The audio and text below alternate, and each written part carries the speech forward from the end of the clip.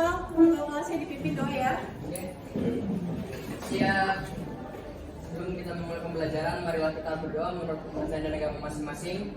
Berdoa dimulai.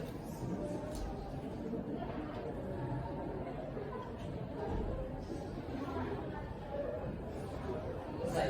Salam.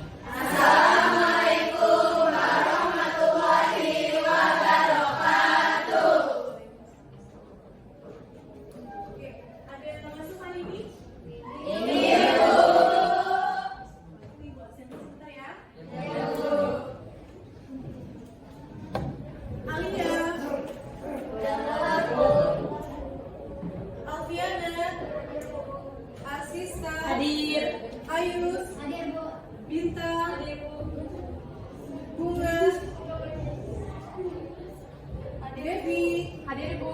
Dewi, Cismilia, Eka, Fadli, Emi, Intan, Hadir. Kalila, Keisha, Laila, Lia, Hadir Bu. Mutiara, Nabila, Hadir Bu. Natalia, Hadir Bu. Nur Intan, Nur Zalfa, Hadir Bu. Nur Aini, Putri, Ratri, Rapris, Eval, Hadir. Sabila, Said, Selviana, Stefani, Syafira, Hadir Bu. Rira Madina, Yanti, Hadir Bu. Rizka, hadir semua ya.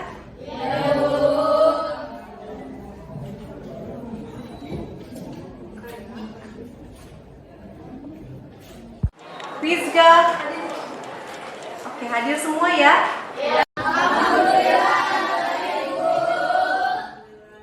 Bagus ya, kita tetap harus menjaga kesehatan karena akhir-akhir ini kan kalau dilihat cuacanya pagi cerah nih, tiba-tiba udah sore malah mendung terus hujan dan ibuku sekarang lagi kurang fit nih, masih lagi batuk dan bilang kalian harus menjaga kesehatan ya, jaga kebersihan dan makan dan minuman yang sehat yang bergizi ya. Oke, gimana ini udah siap dengan pelajaran hari ini? Oke, semuanya hadir semua ya? Oke, sebelum kita mulai, Ibu mau sugesti dulu nih kalian. Pernah dengar nggak kalau hal baik itu berasal dari atau muncul dari dengan suasana yang positif? Pernah dengar nggak? Jadi hal baik itu muncul karena positif, suasana yang positif, pikiran yang positif, benar nggak? Nah, Ibu pengen kalian itu mensugesti diri kalian nih. Kalau kalian itu berpikiran positif, positifnya gimana? Bahwa kalian itu belajar ke sini supaya kalian bisa, supaya kalian mampu. Berarti belajar ke sini, datang ke sini, pulang ke rumah tuh membawa apa? Membawa ilmu. Jangan datang ke sini terus duduk, habis itu pulang. Tadi belajar apa ya? Nggak tahu, nggak ngerti, jangan sampai kayak gitu ya. Jadi tenaga yang kalian habiskan hari ini, tenaga yang kalian waktu yang kalian curahkan hari ini semoga bermanfaat, semoga membawa keberkahan untuk kalian ya. Ilmunya bermanfaat untuk kalian ya. Nah sekarang sebelum kita mulai, Ibu mau kalian inhale, exhale. Oke, tarik nafas, buang pelan-pelan, tarik nafas. Oh jangan dari belakang ya. Tarik nafas, buang nafas. Oke, biar kita relax ya. Kita santai di sini. Oke, baik. Terus Ibu pengen tahu supaya kalian pikiran kalian itu saya pasti bisa, supaya kita benar-benar bisa. Coba kalian teriak, saya bisa. Saya bisa. Oke, sekali lagi. Saya bisa.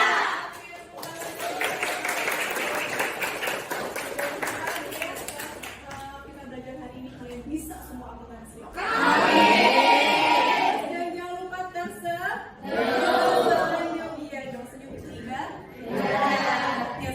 sudah siap semuanya. Kita lanjutkan nih, sebelum kita mulai ada motivasi dulu. Udah siapa? Ada yang tahu nggak? Siapa nih? Steve Jobs. Steve Jobs, betul sekali. Oke, ini ada kalimat motivasi dari beliau. Katanya, kalau kita itu sebagai manusia itu harus stay hungry dan stay foolish. Tahu nggak artinya apa? Terus lapar dan terus merasa kalau kita ini bodoh, kurang pintar gitu ya. Kalau kira-kira kalau kalian lapar itu kan ngapain? lapar makan, masih lapar makan lagi gitu kan ya? Iya. Nah, berarti kalau ini diibaratkannya kalian dalam menuntut ilmu. Kalian tuh merasa bodoh terus, berarti kalian akan terus dan terus mencari ilmu. Dan terus belajar. Kalian tidak akan merasa puas dengan apa yang sudah kalian dapatkan. Nah sekarang nih, hari ini saya dapat ulangannya 70. Algoritma yang penting saya udah ini aja, udah dapet KKM misalkan itu. Jangan kayak gitu, justru kalian harus, wah saya harus dapat nanti 90, saya harus dapat 100 gitu ya. Jadi kita terapkan motivasi dari beliau kalau kita tuh harus stay hungry dan stay full. Jadi harus tetap merasa kita itu butuh dan butuh terus belajar, karena dalam Islam pun kalau belajar itu sampai akhir hayat. Oke, kita lanjut ya. Nah, kita lanjut ke apa sih yang akan kita pelajari hari ini ya. What we learn today. Nah, setelah peserta didik melakukan pembelajaran dengan menggunakan model Student Team Achievement Division atau disingkat STAD. Apa sih STAD itu? Jadi nanti Ibu akan membagi kalian ke dalam beberapa kelompok. Kalian akan diskusi di sana, kemudian mengerjakan tugas dari ya itu dinamakan. Kemudian dengan berbantuan media PowerPoint dan PowerPoint, diharapkan peserta didik mampu. Nih yang pertama, menguraikan aktivitas operasional perusahaan dagang dengan benar dan penuh rasa percaya diri. Kemudian yang kedua, menguraikan jenis, karakteristik, dan ciri perusahaan dagang dengan tepat dan penuh tanggung jawab. Dan yang ketiga, menguraikan perbedaan metode pencatatan periodik dan metode pencatatan perpetual dengan jujur dan tepat. Nah itu ada 3 komponen yang harus kalian yang akan kita capai nih dalam pembelajaran hari ini, dan mudah-mudahan kita bisa tercapai ini semua ya. Oke, sebelumnya nih Ibu mau tanya dulu nih, sebelumnya pertemuan ini kita terakhir mempelajari apa ya? Ayo, siapa yang masih ingat? Oke, Ayus, apa Ayus? Sebelum ini tuh kita mempelajari tentang laporan keuangan perusahaan jasa. Betul sekali Ayus ya. Semuanya masih ingat kan? Masih. Perusahaan jasa. Masih ingat ya? Masih. Oke, alhamdulillah kalau masih ingat ya. Kita mempelajari terakhir laporan keuangan perusahaan jasa. Selanjutnya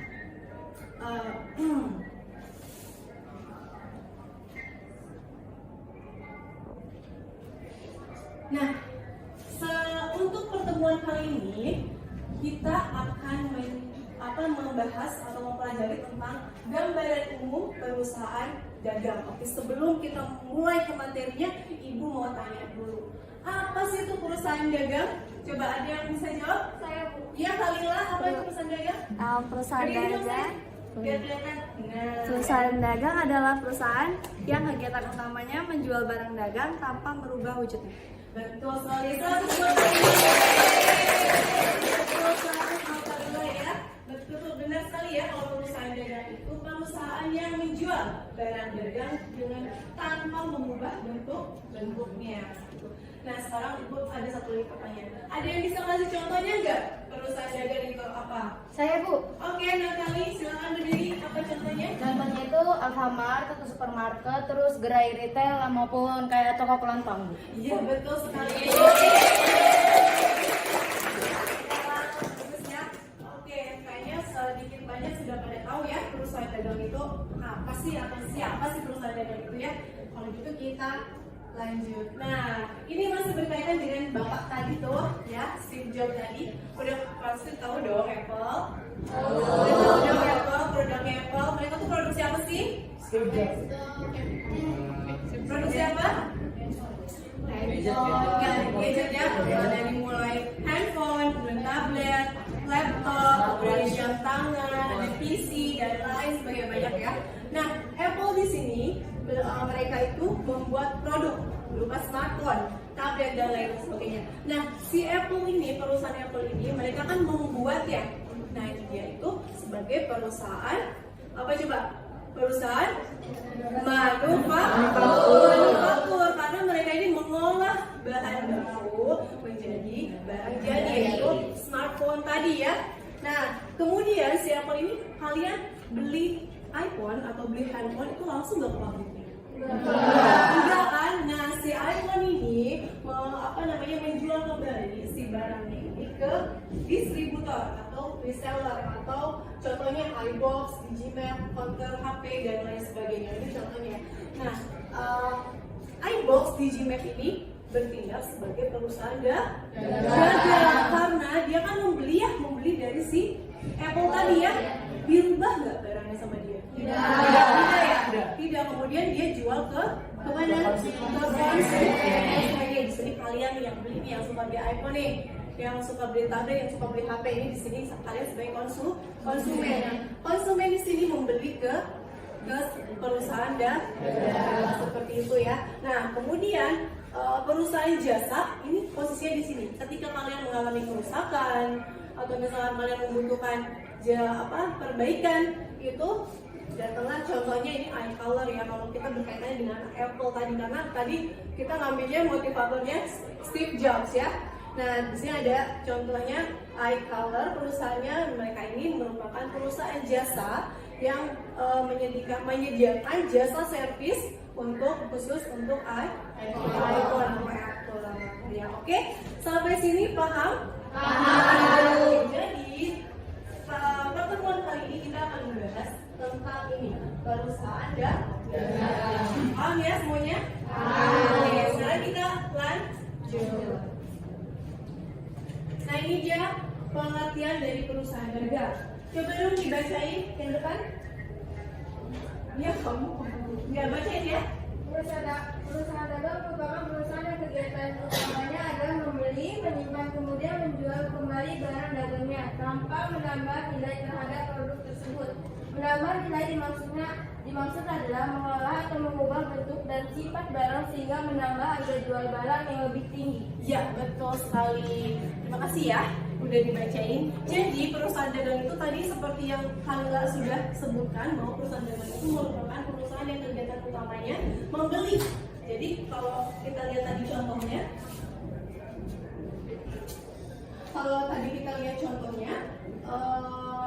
perusahaan dagang itu tadi kan dia membeli dari si produsennya ya.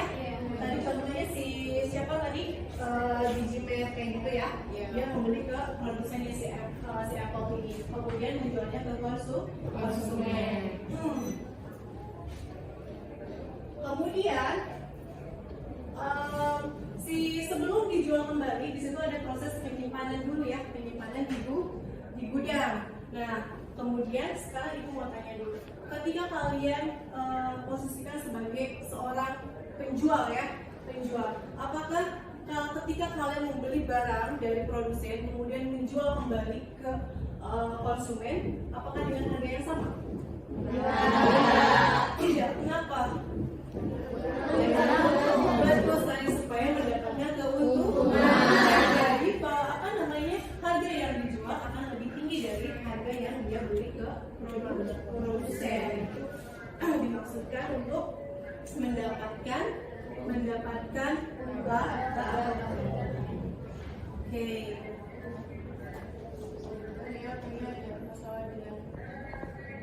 Ada yang bisa jawab? Iya, Khalila, apa itu perusahaan dagang? Berdiri dong, saya. Biar kelihatan. Nah, Perusahaan dagang adalah perusahaan yang kegiatan utamanya menjual barang dagang tanpa merubah wujud. betul. Selanjutnya ini ada aktivitas perusahaan dagang. Yang pertama, perusahaan dagang melakukan pembelian barang dagang kepada produsen. Kemudian setelah dibeli dari produsen, kemudian disimpan di gudang.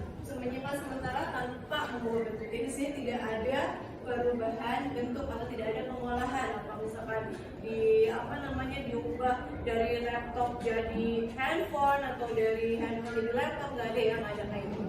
Kemudian setelah disimpan kemudian menjual kepada konsumen untuk mendapatkan laba sebesar selisih harga jual dan harga pokok penjualan. Jadi harga pokok penjualan itu adalah harga pembelian ya, harga ketika si perusahaan dagang ini membeli barangnya dari si produsen. Dengan misalkan harga barangnya berapa nih, kemudian ditambah dengan apa coba? Ada yang masih ingat? Ditambah dengan biaya pajaknya, betul. Kemudian ditambah dengan biaya angkut, betul. Misal, terus ada potongan, bisa kalau ada potongan itu biaya atau harga pokok penjualan. Nah, kemudian harga jualnya itu kan pasti lebih tinggi ya, lebih tinggi daripada harga pokok penjualan. Nah, selisih antara harga pokok penjualan dengan harga penjualan tadi itu yang dinamakan keuntungan atau tambahan. Paham ya? Oke, baik. Kita lanjutkan. Nah, di sini ada karakteristiknya. Karakteristik ada 3. Karakteristik yang pertama yaitu produk yang dijual. Nah, perusahaan dagang itu produk yang dijualnya adalah barang dagang berupa barang berwujud atau tangible, disebut barang dagangan atau goods. Ya, jadi barangnya itu bisa kita lihat, bisa kita raba, bisa kita rasakan, gitu ya. Beda dengan perusahaan jasa. Kalau perusahaan jasa itu tak kasat mata ya, kita nggak bisa lihat, kita nggak bisa pegang, kita nggak bisa rasakan, kita nggak bisa bawa, tapi bisa kita rasakan ya. Itu perbedaannya produk barang dagang dengan produk jasa. Kemudian asalnya, karakteristik perusahaan dagang dilihat dari asal produk, yaitu produk yang dijual perusahaan dagang berasal dari pemberian kepada pihak lain atau produsen atau supplier atau distributor, kemudian dijual lagi kepada konsumen. Tadi seperti tadi ya skemanya ya. Selanjutnya dilihat dari aktivitas pokoknya. Yang pertama ada pembelian barang dagang, penyimpanan barang dagang, dan penjualan barang dagang. Oke, paham ya? Kita lanjut lagi. Yang selanjutnya itu ada ciri-ciri perusahaan dagang. Kita lihat aktivitas utamanya berupa pembelian, penjualan, pengeluaran biaya operasional, penyimpanan, dan pemeliharaan stok. Nah, misalkan di sini ada pembelian, kan dia ada beli dulu ya ke produsen, kemudian dia jual ke konsumen, kemudian ada biaya operasional lain, tentu ada ya. Sama saja seperti perusahaan jasa ya. Perusahaan jasa pun ada kan pengeluaran biaya operasionalnya, seperti apa contohnya? Beli pulsa, bayar listrik, bayar air, betul sekali, bayar apa lagi? Tenaga kerjanya, ya betul, biaya tenaga kerja, terus apa lagi? Gaji karyawan ya, terus apa lagi? Sewa gedung bisa, betul. Nah, itu biaya operasional di perusahaan dagang itu ada ya. Apalagi kalau perusahaan dagang ini dia sewa gedungnya, ya berarti ada bukan sewa. Terus ada karyawannya banyak gitu kan, kayak di iBox dia kan nggak mungkin jual sendiri ya. Nah, ada yang punya, itu ada biaya. Itu maksudnya itu biaya operasional. Kemudian ada penyimpanan, jadi ada penyimpanan di gudang nih. Kemudian dan ada pemeliharaan stok, ya kan kita harus kalau kelamaan di gudang juga kan kita harus bersihin ya, kita harus rawat, takutnya jadi nanti takut rusak sampai tidak bisa. Selanjutnya tidak melakukan, ini ciri-ciri perusahaan ya, tidak melakukan proses produksi yang mengubah nilai atau bentuk barang. Jadi tidak ada proses mengubah bentuk, mengubah nilai gitu ya. Jadi karena ini perusahaan dagang bukan perusahaan manufaktur. Jadi kalau perusahaan manufaktur di situ ada mengolah bahan baku ya. Kemudian ciri yang ketiga yaitu perhitungan total laba yang patokannya berupa selisih antara total hasil penjualan dengan total harga pembelian dan biaya operasional. Contohnya tadi ya, harga belinya berapa? Misalkan kalian beli jam tangan deh, nggak usah itu ya, beli jam tangan satunya misalkan 50.000, tapi pakai ongkirnya 12.000, berarti jadi berapa? Nah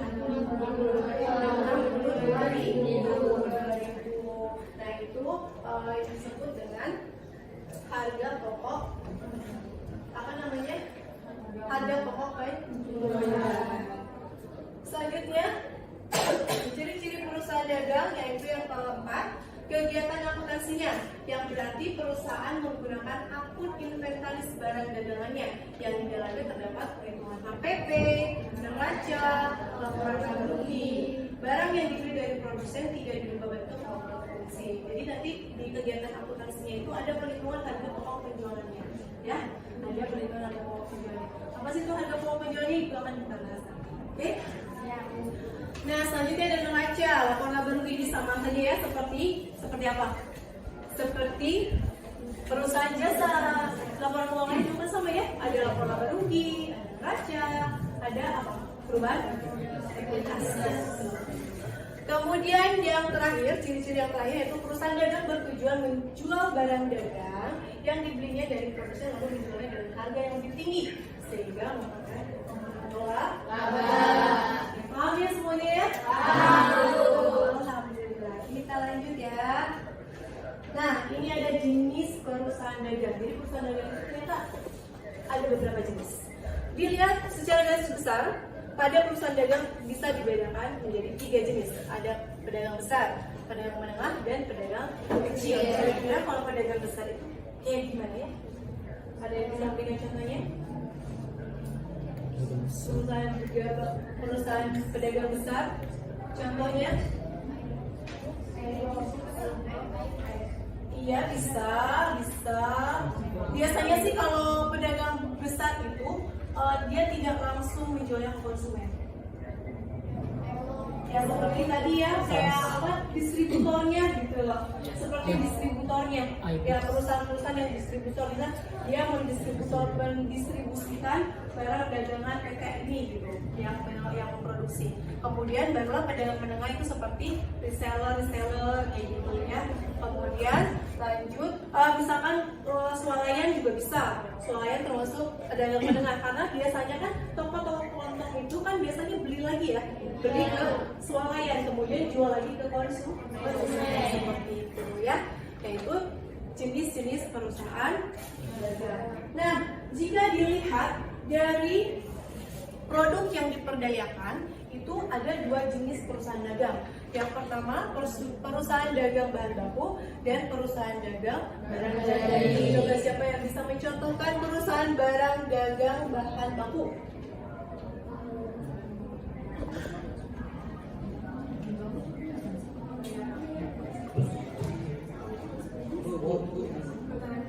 Ya, Kalau perusahaan PT Rose Brand gitu bisa nggak, Bu? Rose Brand bisa ya karena kan dia tepung ya. Ya. Karena kalau Rose Brand itu dia memproduksi barangnya kan dia dari apa namanya, dari tepung apa sih? Kalau dia itu dari gandum ya, dia diolah. Jadi tepung dari Petani, Bu, petani. Iya betul sekali. Dia misalkan dia apa namanya, menjual gandum gitu ya, menjual jagung gitu kan. Betul gitu. Selanjutnya kalau perusahaan barang jadi, itu contohnya banyak ya kalau perusahaan barang jadi ya. Betul. Kita lanjut. Nah, kita mulai ke akuntansi perusahaan dagang. Nah, transaksi perusahaan dagang kita lihat di sini. Nah, transaksi perusahaan dagang sebetulnya pada dasarnya sama ya, sama seperti perusahaan jasa. Cuma yang membedakan itu di transaksi pembelian dan transaksi penjualannya. Karena di sini kalau transaksi pembelian di perusahaan jasa kan mungkin biasanya pembelian aset, kemudian pembelian perlengkapan gitu ya.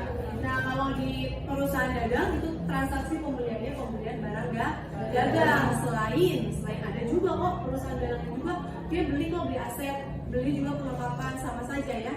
Nah, cuman di sini karena kegiatan utamanya membeli barang dagang, salah satu kegiatannya berarti di sini ada transaksi pembelian barang dagang. Di sini ada pembelian secara kredit, pembelian secara tunai, ada diskon pembelian. Ini transaksi-transaksi yang berkaitan dengan transaksi pembelian ya.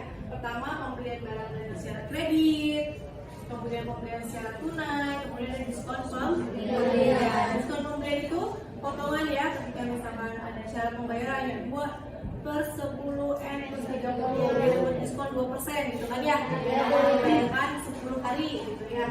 Kemudian setelah itu pada saat transaksi pembelian ada juga biaya untuk pembeliannya. Kemudian memungkinkan juga ada retur dan pengeluaran harga pembelian jika ada misalkan barang yang datang itu rusak, betul, kemudian dikembalikan ke si betul. Kita lanjut ke transaksi penjualan. Nah ini transaksi penjualan juga sama ya, bisa dilakukan secara tunai maupun kredit. Kemudian selain transaksi penjualan ada potongan penjualan, sama seperti pembelian ya. Kemudian beban angkut penjualan dan retur dan pengurangan harga penjualan. Tuh. Nah lanjut, di sini ada syarat penyerahan barang dagang. Ada FOB shipping point dan FOB destination. FOB shipping point itu jadi gini, kalau misalkan si penjual itu kan mengirimkan nih barangnya ya, dikirimkan ya dari gudangnya dia atau dikirimkan ke si pembeli. Misalkan dikirimkan ke kita sebagai si pembeli nih. Nah, si barang tersebut itu bisa kita akui sebagai barang milik kita meskipun dia masih dalam perjalanan. Jadi belum nyampe ke gudang kita, tapi sudah bisa kita akui karena dia pakai syaratnya FOB shipping point. Beda halnya dengan FOB destination. Jadi ketika barang itu sudah dikirimkan dari sana, tapi belum nyampe ke gudang kita nih, belum bisa kita akui sebagai barang milik kita. Seperti itu biasanya kalau kita melakukan perhitungan secara langsung di gudang ada berapa nih barang dagangannya. Ternyata ketika kita lagi melakukan perhitungan itu si barang tuh ada yang lagi di jalan. Nah kita lihat dulu dia tuh pakai syarat penyerahan barang itu pakai FOB shipping point atau FOB destination. Ternyata pakai FOB shipping point, oh iya bisa kita akui nih, berarti ada tambahan barang dagang gitu. Kalau misalkan FOB destination, oh iya berarti kita belum bisa kita akui sebagai barang dagang milik kita. Oke, bisa dipahami semuanya? Kita lanjut. Nah, selanjutnya metode pencatatan transaksi perusahaan dagang. Jadi ada dua ya, di perusahaan dagang itu ada dua metode pencatatan. Ada periodik dan ada perpetual. Singkatnya, kalau periodik itu begini, setiap mutasi persediaan barang dagang tidak akan dicatat dalam jurnal. Jadi kan gini, kan ada transaksi tadi kan aktivitas perusahaan dagang itu kan dia membeli barang dagang ya. Membeli kemudian menjual barang dagang, berarti ada mutasi barang dagang yang masuk maupun yang keluar. Nah, barang dagang itu disebutnya persediaan barang dagang atau merchandise inventory sekali. Nah, si perusahaan barang dagang itu kan ada masuk kemudian ada keluar. Nah, itu karena aktivitasnya itu ya berarti mungkin tiap hari atau mungkin beberapa hari siklusnya itu akan terjadi masuk keluar gitu kan ya, karena aktivitas utamanya kan itu ya. Nah kalau dia pakai metode pencatatan yang periodik itu ketika barang dagang masuk maupun keluar itu tidak akan dicatat, tidak ada pencatatan persediaan barang dagang gitu ya, tidak ada pencatatan persediaan barang dagang. Nah sedangkan pada metode perpetual itu transaksi pembelian barang dagangan itu dapat dicatat dengan mendebit akun persediaan barang dagang sebesar harga beli atau harga perolehan. Kemudian sebaliknya jika terjadi penjualan akan dicatat dengan mengkredit akun persediaan barang dagang sebesar harga perolehan. Seperti itu ya. Jadi ada ketika perpetual itu dicatat setiap ada persediaan barang dagang yang masuk maupun yang keluar itu dicatat, dihitung sehingga harga pokok penjualannya bisa diketahui ya. Kemudian sisa barangnya pun bisa diketahui setiap saat. Seperti itu. Oke, kita lanjut ya. Nah, bagaimana sih perbedaan metode pencatatan periodik dan metode perpetual? Nah, di sini ada kelihatan kecil banget ya. Nah, kalau enggak kalian bisa pelajari ini di modul yang Ibu sudah share di Google Classroom ya. Yang sudah share modulnya di Google Classroom, kalian silakan mempelajarinya. Ada di situ ya. Kalian pelajari, kemudian Ibu akan bagi kalian ke dalam kelompok. Oke? Nah, sebelum Ibu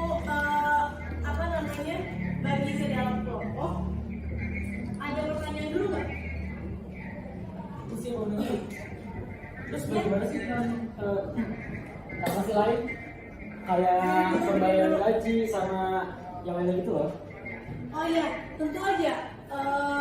Tentu saja transaksi-transaksi yang lain juga ada ya.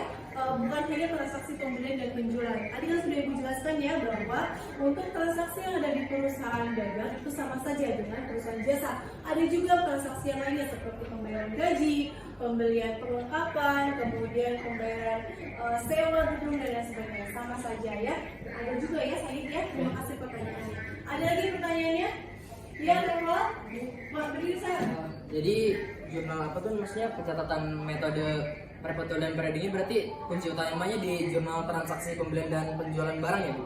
Ya, betul sekali ya. Jadi untuk metode periodik dan perpetual itu menekankan perbedaan di transaksi pembelian dan penjualan barang dagangnya saja ya. Itu. Kemudian selain penjualan dan pembelian juga ini transaksi biaya angkut, kemudian retur. Nah itu ada perbedaannya. Nah sekarang kalian supaya lebih jelasnya, Ibu minta kalian untuk duduk berkelompok. Ibu bagi dulu kelompoknya ya. Jadi Ibu mau kalian mendiskusikan tentang tadi perbedaan antara metode periodik dan metode perpetual. Materinya sudah Ibu share di Google Classroom. Sekarang Ibu akan bagi kelompoknya ya. Oke, siap? Kelompok 1, dengarkan baik-baik ya. Kelompok 1, Ranti, Cismilia, Arsista, Devi, Nabila, dan Stefani. Kelompok 2, Nur Intan, Rizka, Laila, Eka, Natalia, dan Syafira. Ada semua ya? Yang ketiga, Reval, Khalila, Lia, Hadwin, Nur Zalfa, dan Tri Ramadina. Siap Bu. Kelompok 4, Henny, Selviana, Intan, Nur Aini, dan Yanti. Oke. Kelompok 5, Ayu, Said, Alfiana, Keisha, dan Putri ada? Ada Bu. Oke. Lanjut ke kelompok terakhir. Dewi, Bunga, Bintang, Mutiara Sani, dan Rafis ada? Ada Bu. Oke baik. Nah sekarang kalian silakan duduk berkelompok. Sudah duduk berkelompok? Sudah Bu. Nah sekarang silakan Ibu akan bagikan LKPD-nya ya. Said tolong dibagikan LKPD-nya.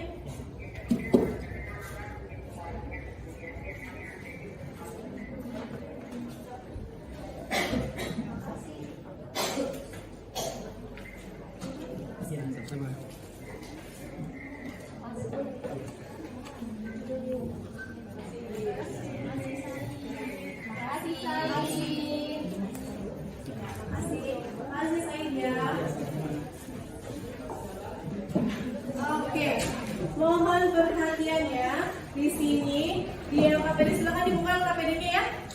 Nah di LKPD di sini ada kegiatan 1, kegiatan 2, dan kegiatan 3. Nah yang akan kalian kerjakan atau kalian akan lakukan sekarang ini adalah kegiatan 1, yaitu diskusi kelompok. Nah di sini kalian lihat petunjuknya. Yang pertama peserta didik mendengarkan penjelasan materi, tadi sudah ya. Sudah mendengarkan penjelasannya ya.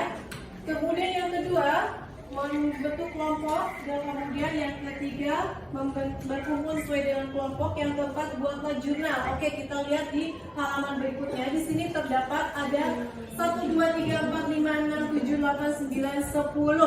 Ada 10 transaksi. 10 transaksi itu kalian harus buatkan jurnal. Jurnalnya jurnal apa? Jurnal umum aja.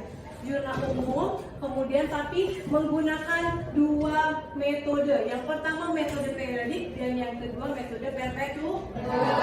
Sehingga kalian bisa membandingkan perbedaannya, gitu ya. Baik, sudah paham? Ada pertanyaan? Nanti setelah kalian diskusi, kalian akan mempresentasikannya ke depan. Baik, sekarang sudah siap, silakan diskusi.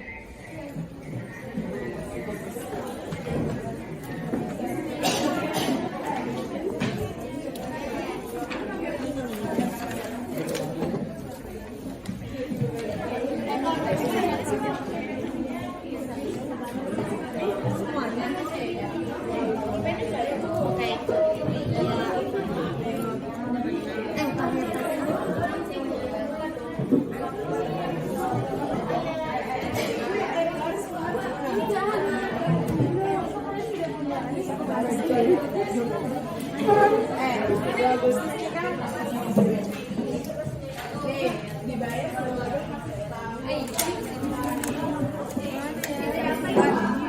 Udah bikin data tanggal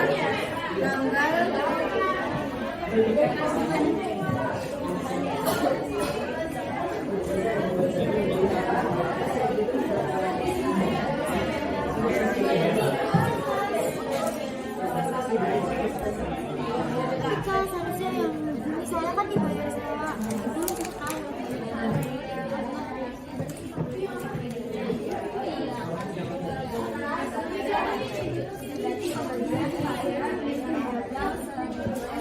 kita tahu. Terus yang 8 Agustus dibeli perlengkapan secara tunai Kemudian ada kas. Ya benar. Karena uangnya dari pulang kasih ada kas. Tanggal 10 Agustus dijual barang dagang pada toko asli sebesar 25 juta. ketahui harga penjualan.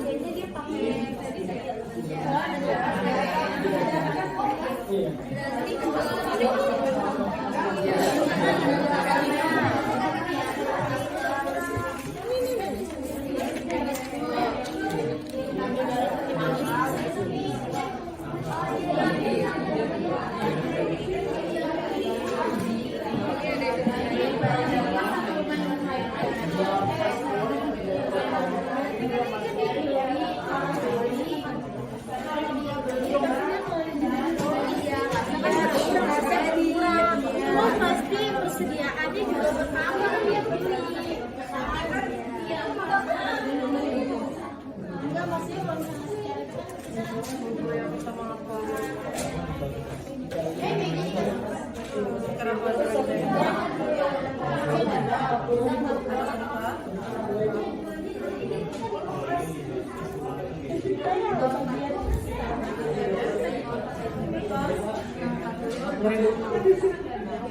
ini jurnalnya dibeli barang dagang pembelian ini ya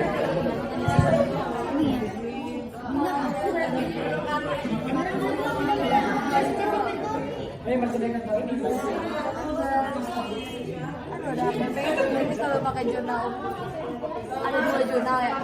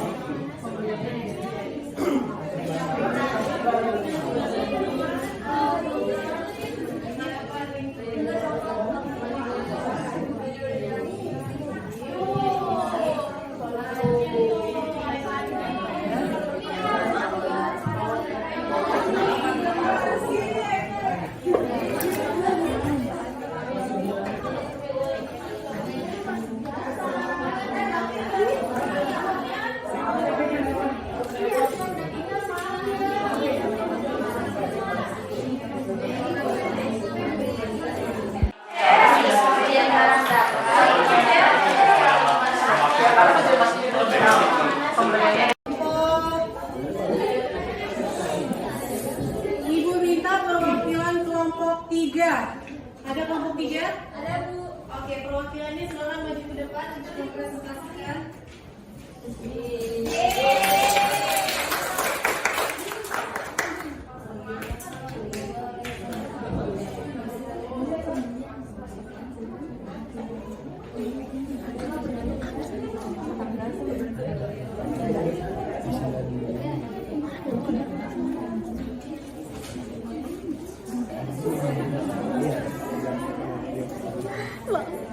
itu dia. Oke, silakan perkenalkan dulu dari kelompok mana, kemudian anggota kelompoknya yang aja. Sebelumnya, Assalamualaikum warahmatullahi wabarakatuh.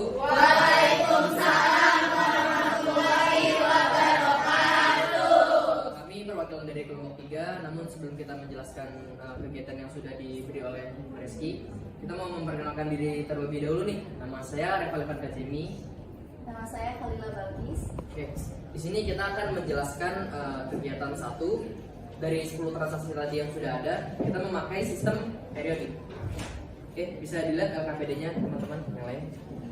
Di kegiatan satu diskusi kelompok. Mulai dari yang transaksi bulan tanggal 2 Agustus dibayar sewa gedung masa 1 tahun sebesar 20 juta. Jadi kalau bayar sewa gedung kan sewa dibayar di mukanya di debit, kasnya di kredit karena pas kita bayar kasnya berkurang. Terus yang tanggal 5 Agustus dibeli barang dagang dari FA Rahayu seharga 52 juta dengan syarat 2/10 N/30. Karena ada syaratnya jadi masuknya ke pembelian kredit. Terus karena dia beli barang jadinya pembeliannya di debit dan utang dagangnya di kredit. Karena utang dagang saldo nominalnya ada di kredit. Terus yang tanggal 8 Agustus dibeli perlengkapan secara tunai sebesar 4 juta. Jadi karena dia beli barang secara tunai, perlengkapannya ada di debit, terus kasnya di kredit. Dia berkurang karena dia bayarnya secara tunai. Terus yang tanggal 10 Agustus dijual barang dagang kepada toko asli sebesar 25 juta. Ketahui harga pokok penjualannya 22 juta dengan syarat 2/10 N/30. Karena kita pakai sistemnya tadi periodik. Jadi yang ditulis yang 25 juta, piutang dagangnya bertambah karena dia pakai kredit, di situ ada tulisan syaratnya. Terus penjualannya di kredit karena kita di sini jual barang kepada toko asli. Terus yang 13 Agustus dibeli barang dagang dari FA Rahayu seharga 35 juta dengan syarat 2/10. Kalau pakai syarat kan pastinya kredit ya. Jadi dibeli barang dagangnya ada di sini, pembeliannya di sini 35 juta dan utang dagangnya ada di kredit. Selanjutnya dijelasin sama Oke, tolong diperhatiin pada tanggal 18 Agustus transaksinya. Dijual barang dagang kepada toko idaman seharga 25 juta. Dikira KPP-nya itu 25 juta dengan syarat 2/10 N/30. Di sini sama aja kayak transaksi 10 Agustus. Dia akan dicatat dicatat dengan harga jualnya 25 juta. Kenapa nggak pakai 22 juta? Karena ini dengan sistem periodik. Jadi dia nggak mungkin mencatat di jurnal itu memakai HPP. Oke, lanjut di tanggal 20 Agustus diterima kembali barang yang telah dijual kepada toko idaman dikarenakan rusak. Berarti ini termasuk retur ya. Retur ini dicatat sebagai seharga 5 juta. Di sini retur penjualannya 5 juta. Lalu piutang dagangnya berkurang karena kan kalau saldo normal piutang dagang itu didebitkan ya, bertambah. Sedangkan ini retur berarti akan ada piutang yang berkurang gitu karena dikembalikan sebesar 5 juta. Kita lanjut pada tanggal 24 Agustus. Diterima pelunasan piutang dari toko asli atas penjualan tanggal 10 Agustus. Nah, bisa kita perhatiin lagi nih, tanggal 10 Agustus itu ada apa? Dijual barang kan ya? Diterima pelunasan. Ini kan ada syarat nih 2/10 N/30. Berarti itu akan dapat potongan ketika pembayarannya dilakukan masih dalam 10 hari transaksi. Sedangkan 24 Agustus itu masih dalam 10 hari atau enggak kira-kira teman-teman? Enggak ya. Jadi dia nggak akan mendapat potongan. Jadi pelunasan di tanggal 24 ini utuh sebesar transaksi yang ada di tanggal 10 Agustus yaitu 25 juta. Kas yang bertambah, piutang dagangnya berkurang sebesar 25 juta. Lalu kita lanjut lagi nih, 26 Agustus. Dibayar utang kepada FA Rahayu atas transaksi pembelian tanggal 5 Agustus. Bisa kita lihat lagi tanggal 5 Agustusnya. Itu ada pembelian barang nih secara kredit sebesar 52 juta. Dan di sini juga ada syarat lagi nih, syarat yang sama, 2/10 N/30. Kira-kira teman-teman di sini dari tanggal 5 Agustus sampai 26 Agustus ini kira-kira masih dalam 10 hari nggak? Enggak ya. Coba bisa kita hitungnya dari 6, 7, 8, 9, 10, 11, 12, 13, 14, 15. Sedangkan di sini pembayaran utangnya pada tanggal 26 Agustus. Berarti dia nggak akan dapat syarat potongan. Berarti utangnya juga tetap utuh sebesar tanggal 5 Agustus yaitu sebesar 52 juta. Utang dagangnya didebit 52 juta, pada kas 52 juta. Kita lanjut nih, udah di transaksi yang terakhir yaitu dibayar gaji karyawan bulan Agustus sebesar 1.500.000. Di sini kita akan mendebit 1.500.000 beban gajinya. Kita akan mengkredit akun kas sebesar 1.500.000. Kenapa mengkredit akun kas? Karena kita ingin membayar beban ya. Kita membayar, pasti kita mengeluarkan uang gitu, nggak mungkin menerima. Oke. Asih, di sini sebelum kita tutup, apakah ada yang mau bertanya? Apa? Silakan. Perkenalkan, nama saya Nuritan Pandini dari kelompok 2. Di dalam metode pencatatan periodik ini, apakah ada perhitungan harga pokok penjualan dan bagaimana cara untuk menghitung jumlah barang yang masih tersisa di gudang? Baik, selain yang di depan, kira-kira temennya ada yang mau bantu jawab atau jawab? Oke, silakan. Perkenalkan, nama saya Rizal Lutfia, saya dari kelompok 3. Jadi jawabannya itu harga pokok penjualan dan jumlah barang yang tersisa dihitungnya itu pada saat akhir periode. Terus cara menghitung fisiknya itu yang ada di gudang. Barang yang tersisa itu disebutnya harga pokok penjualan, dan barang yang terjual itu namanya harga pokok penjualan. Kalau barang yang tersisa itu persediaan barang dagang akhir.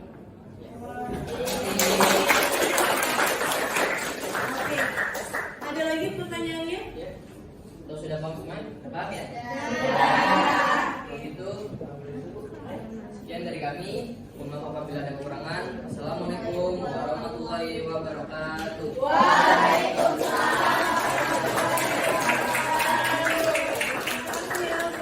Kelompok 3 bagus sekali ya hasil diskusinya. Semuanya sudah bisa paham?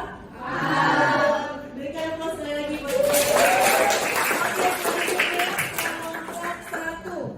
Silakan perwakilannya maju ke depan.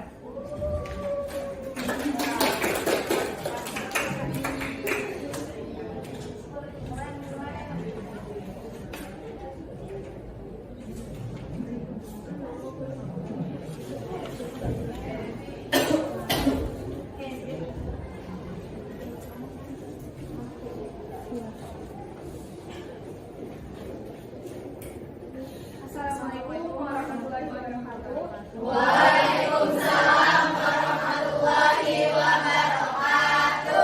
Sebelumnya perkenalkan, nama saya Rani Septilia dan teman saya. Perkenalkan, nama saya Devi Febri Nawati. Kami dari kelompok 1 ingin mempresentasikan hasil diskusi kami tentang transaksi dari 10 transaksi dengan metode perpetual. Yang pertama yaitu ada tanggal 2 Agustus yang keterangannya dibayar sewa gedung masa 1 tahun sebesar 20 juta. Jadi jurnalnya sewa dibayar di muka pada kas. Terus tanggal 5 Agustus keterangannya dibeli barang dagang dari MA Rahayu seharga 52 juta dengan syarat 2/10 N/30. Jadi jurnalnya persediaan barang dagang pada utang dagang debited 52 juta, utang dagangnya di kredit 52 juta. Terus di tanggal 8 Agustus dibeli perlengkapan secara tunai sebesar 4 juta. Jadi jurnalnya itu perlengkapan pada kas, debitnya perlengkapan 4 juta, kreditnya kasnya 4 juta. Di tanggal 10 Agustus dijual barang dagang kepada toko asli sebesar 25 juta. Ketahui harga pokok penjualan sebesar 22 juta dengan syarat 2/10 Jadi jurnal tanggal 10 itu ada barang dagang pada penjualan dan harga pokok penjualan persediaan barang dagang. Tanggal 13 Agustus keterangannya itu dibeli barang dagang dari Eva Rahayu seharga 35 juta dengan syarat 2/10 N/30. Jurnalnya yaitu persediaan barang dagang pada utang dagang sebesar 35 juta. Nah, di tanggal 18 Agustus ini ada transaksi dijual barang dagang kepada toko idaman seharga 25 juta. Diketahui harga pokok penjualan sebesar 22 juta dengan syarat 2/10 N/30. Jadi di sini jurnalnya itu yang pertama utang dagang di debit 25 juta, diimbangi penjualan di kredit 25 juta. Terus karena tadi ada HPP-nya 22 juta, jadi harga pokok penjualan di debit 22 juta, diimbangi persediaan barang dagang di kredit 22 juta. Terus tanggal 20 Agustus ada transaksi diterima kembali barang yang telah dijual kepada toko idaman dikarenakan rusak seharga 5 juta. Diketahui harga pokok penjualan 3.500.000. Berarti kan di sini ada retur penjualan ya. Jadi jurnalnya tanggal 20 itu retur penjualan di debit 5 juta, diimbangi di utang dagang di kredit 5 juta. Terus persediaan barang dagangnya jadi balik lagi kan itu bertambah di debit 3.500.000 dengan diimbangi harga pokok penjualan 3.500.000 di kredit. Terus tanggal 24 Agustus ada transaksi diterima pelunasan piutang dari toko asli atas penjualan tanggal 10 Agustus.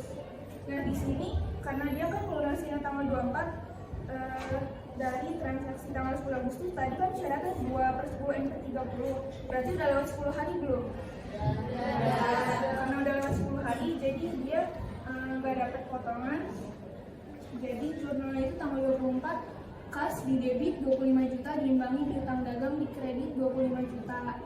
Terus yang tanggal 26 Agustus transaksinya dibayar utang kepada FA Rahayu atas transaksi pembelian tanggal 5 Agustus. Di sini dia juga melunasi utangnya udah lewat dari syaratnya belum nih? Dari yang tanggal 5 Agustus. Jadi dia nggak dapat potongan juga. Jadi tanggal 26 itu jurnalnya utang dagang di debit 52 juta diimbangi kas di kredit 52 juta rupiah. Terus sama yang terakhir transaksinya ini tanggal 31 dibayar gaji karyawan bulan Agustus sebesar 1.500.000. Jurnalnya itu bukan gaji 1.500.000 di debit diimbangi kas di kredit 1.500.000. Dari sini ada yang mau ditanyain? Kenalkan, nama saya Salviana Dewi Agustin dari kelompok 4. Di sini saya mau nanya, ya kan ini metode perpetual, pasti kan ada perhitungan barang dagangnya, persediaan barang dagangnya. Terus kita tuh gimana bisa tahu kalau barang yang tersedia di gudang itu cara menghitungnya gimana? Terima kasih. Oke, ada kelompoknya nih yang bantu selain yang di depan. Oke, silakan berdiri ya. Perkenalkan, nama saya Dismila Latifah. Saya akan menjawab pertanyaan Selfie. Jadi kalau misalkan ada transaksi persediaan barang dagang itu bakal masuk atau dicatat ke dalam kartu persediaan. Terima kasih. Dari kelompok kami, wassalamualaikum warahmatullahi wabarakatuh. Terima kasih ya untuk perwakilan kelompok 2. Tepuk tangannya dulu dong. Jadi itu tadi ya, perbedaan antara periodik dan periode keuangannya sudah sama-sama diskusi tadi sama teman-temannya ya, dan hasil diskusinya alhamdulillah tadi sudah bagus, semuanya sudah memahami berarti ya perbedaan antara metode pencatatan periodik dan periode keuangan. Terus tadi kalian juga bisa lihat kan bahwa di perusahaan dagang itu nggak hanya cuma pembelian dan penjualan saja. Tadi ada pembayaran sewa, kemudian ada pembayaran gaji, kemudian ada pelunasan piutang, gitu ya. Berarti bukan hanya penjualan dan pembelian saja. Terus tadi menegaskan kembali untuk yang kok di situ ada harga pokok penjualannya, bagaimana kita bisa tahu? Nah kalau di perpetual itu karena dia catatnya terus menerus dan persediaan barang yang dicatat terus menerus dan dicatatnya itu di kartu persediaan. Jadi kalau metode perpetual itu ada yang namanya kartu persediaan. Kalau periodik itu tidak ada. Dan tadi bagus sekali pertanyaan dari siapa tadi yang menanyakan gimana kok bisa tahu kalau periodik, gimana kita bisa tahu barang yang tersisanya. Itu kita lihat dari kita hitung secara manual ya. Kita hitung secara manual langsung ke gudang. Isinya ada berapa? Tadinya ada berapa? Kemudian sekarang sisanya ada berapa? Oh berarti selisihnya itu yang 7. Baik, sebelum kita lanjutkan ke kuis, ada yang mau ditanya dulu? Baik, silakan. Gimana sih Bu cara menghitung laba rugi di perusahaan? Betul, baik. Terima kasih pertanyaannya, bagus sekali ya pertanyaannya ya, karena kan tadi bahwa disebutkan bahwa perusahaan dagang itu dia tujuannya itu untuk mencari keuntungan. Sedangkan gimana kita cara menghitung labanya gitu, keuntungannya. Nah, tadi sudah sedikit disinggung. Sebetulnya ini nanti kita ada di bab selanjutnya ya untuk mungkin perhitungan laba ada, laporan laba rugi. Tapi secara garis besarnya saja bahwa untuk menghitung laba rugi perusahaan dagang itu dengan selisih antara selisih harga pokok penjualan ya, harga penjualan dikurangi dengan harga pokok penjualan. Nah ini dia ya rumusnya untuk mencari laba. Jadi harga penjualannya berapa nih? Atau penjualannya penjualannya berapa? Misalkan penjualannya dalam satu periode itu 200 juta. Nah, 200 juta, harga pokok penjualannya berapa? 150 juta misalkan ya, berarti labanya yaitu 50 juta. Betul sekali. Nah, perbedaannya itu ada di harga pokok penjualannya. Kalau harga pokok penjualan metodenya periodik itu diketahui pada akhir periode.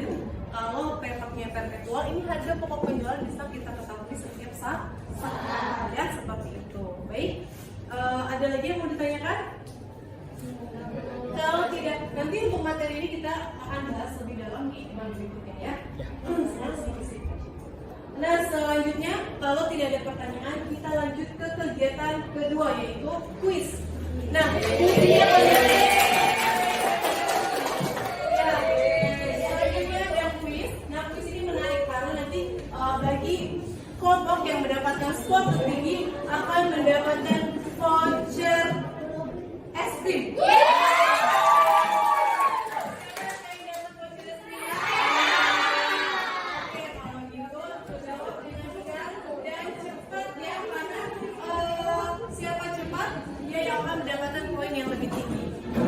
Oke, sekarang dia punya HPD-nya, ada scan barcode untuk menuju ke link kuisnya.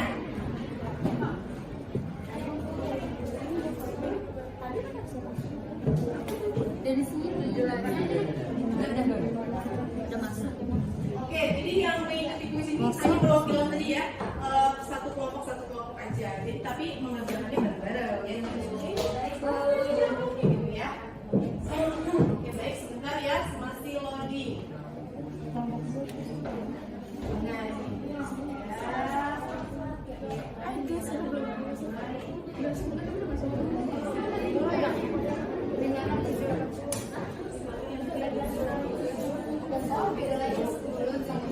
Oke, silakan sudah bisa masuk ke linknya. Nah, sekarang tinggal kalian masukkan kelas kodenya. Nah, sudah ada 3 kelompok yang sudah join. Oke, sudah ada 3 kelompok, 5 kelompok, 1 kelompok lagi. Siapa yang belum join? Oke, siap.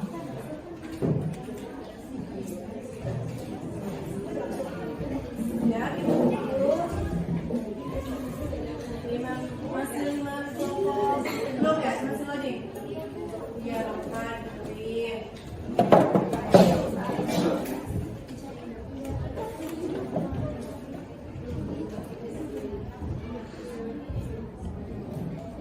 Kalian bisa lihat soalnya ada di HP kalian ya. Sudah? Oke, sudah semua ya, sudah 6 kelompok join.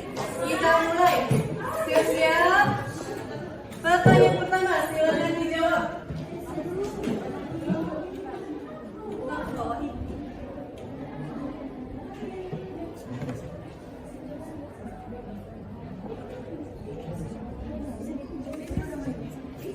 Ya. Kita belum kelihatan bener ya? Satu kelompok lagi belum menjawab. Ayo. Siapa cepat dia dapat belum?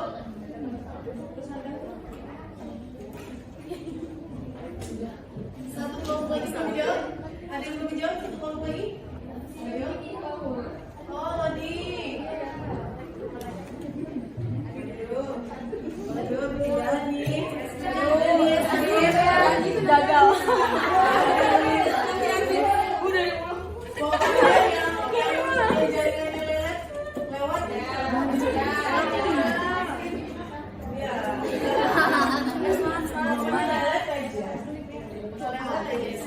Satu lagi nih, belum nih?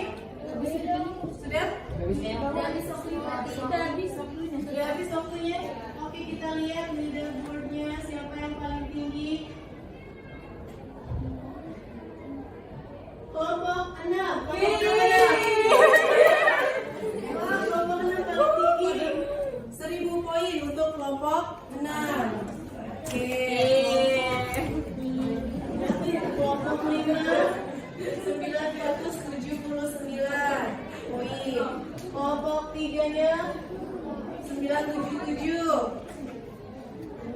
Kelompok 2 972.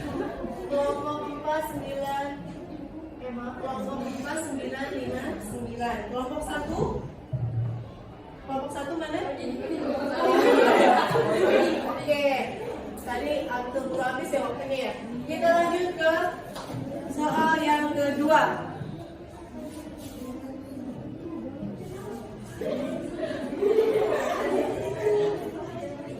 Soal yang kedua, ayo. Ayo, siapa cuma tidak ini. Ayo, koperasi dulu. Lagi ada yang beda nih. Oh, udah semua ya? Sudah?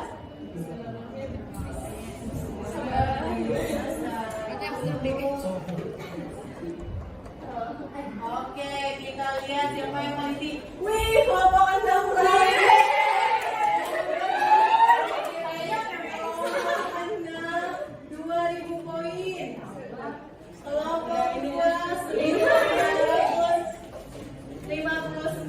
Kelompok berapa itu kelompok 2? 1959. Kelompok 2 1907. Kelompok 3 1855. Dan kelompok 5 979. Kelompok satunya 19 sih ketinggalan nih. Kelompok 1 nih. Lanjut. Sekarang soal selanjutnya, soal yang ketiga, silakan ayo siapa cepat dia dapat.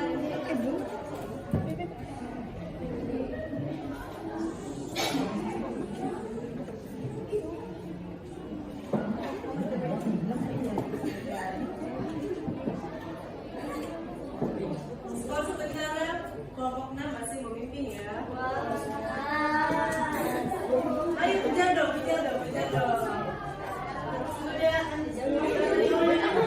Oke, kita lihat kelompok berapa yang memimpin.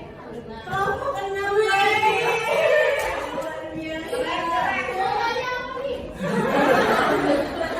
Kelompok 6 3 poin, tapi kelompok 2 dari 909. Kelompok 2 dari 909. Kelompok 4 1822. Kelompok 5 1903. Satu dipertinggal nih. Lanjut. Kelompok 3. Udah lanjut. Lanjut ke pertanyaan selanjutnya.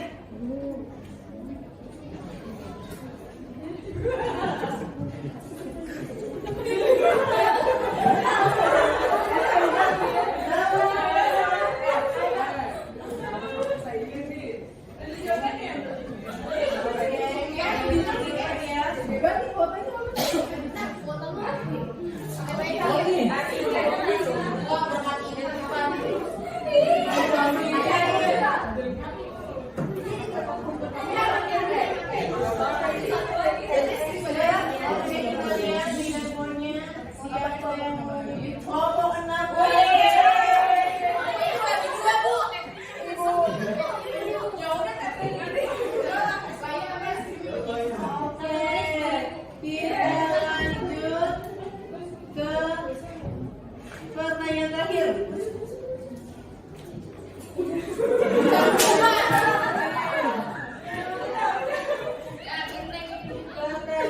Sudah semua? Sudah. Oke, kita lihat siapakah pemenangnya.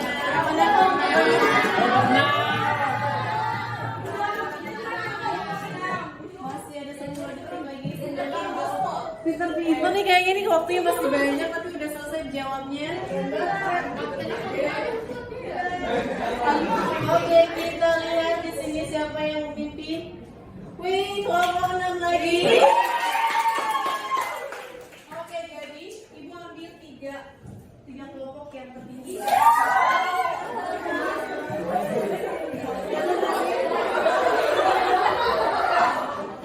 Yang pertama kelompok 6. Yang kedua kelompok 2. Dan yang ketiga kelompok 4.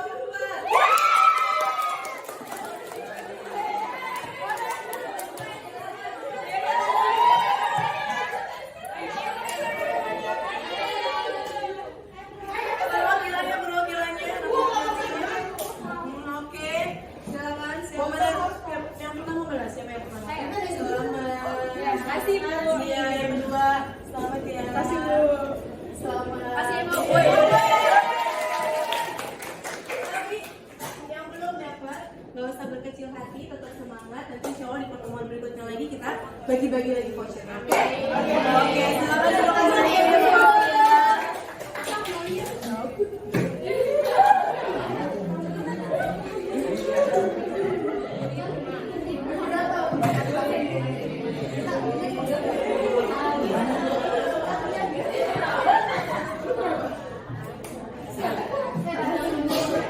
Oke, gimana semua?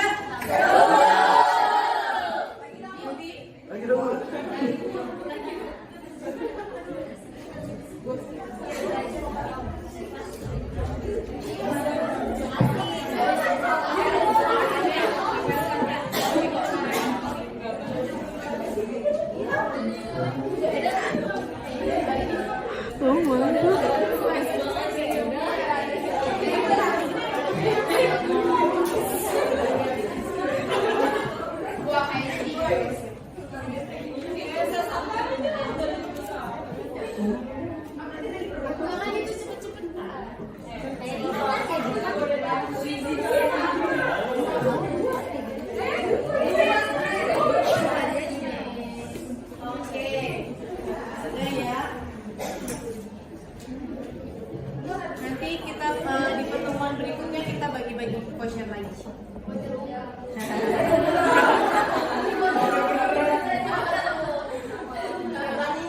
Oke, kita balik lagi ke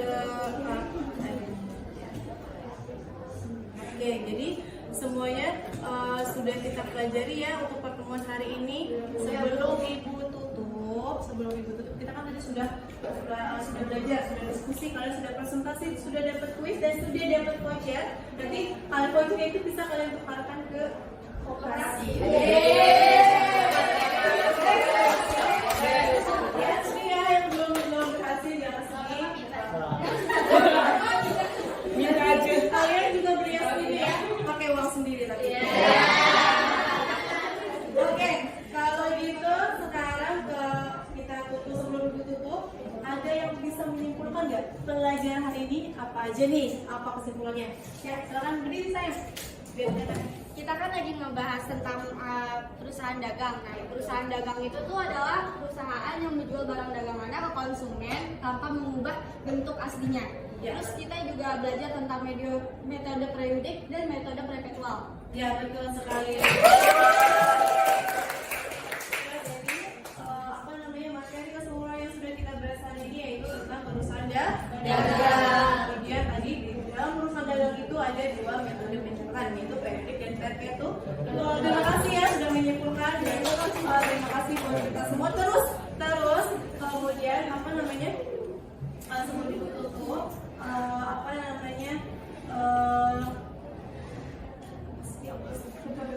jangan lupa untuk mempelajari materi yang akan kita bahas di pertemuan selanjutnya, yaitu tentang dokumen transaksi perusahaan dagang. Ya, kalian bisa mempelajarinya di modul sudah ibu share kan ya di Google Classroom. Kalian pelajari sebelum pertemuan kita minggu depan, kalian pelajari dulu materinya tentang dokumen transaksi. Apa aja dokumen transaksi yang ada di perusahaan dagang, kemudian bagaimana pengaruhnya terhadap akun-akun yang ada di perusahaan. Seperti itu ya. Kemudian nih pernah dengar kan ya kalau misalkan bisa itu karena biasa. Jadi supaya kalian bisa benar-benar bisa nih, kalian harus berlatih. Makanya ibu kasih latihan buat kalian ada di LKPD di kegiatan yang ketiga. Itu ada penilaian pengetahuan dan ada penilaian keterampilan. Silakan kalian kerjakan di rumah. Kemudian minggu depan sebelum pertemuan sudah selesai ditentukan pada saat pertemuan berikutnya. Oke. Kalau begitu, tidak ada pertanyaan lagi? Tidak ada. Ibu haturkan terima kasih atas perhatiannya untuk pelajaran hari ini. Ya, semoga apa yang sudah kita pelajari pada hari ini bermanfaat untuk kalian semua. Amin. Menyerap ilmu yang sudah ibu berikan dan semoga waktu yang kalian gunakan pada hari ini, tenaga yang kalian gunakan pada hari ini, waktu yang ibu gunakan untuk hari ini dan tenaga yang ibu curahkan hari ini dicatat sebagai amal ibadah. Amin.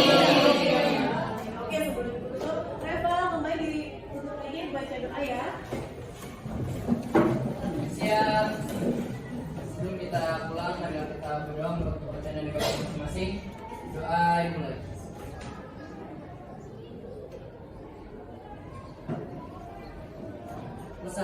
Salam. Assalamualaikum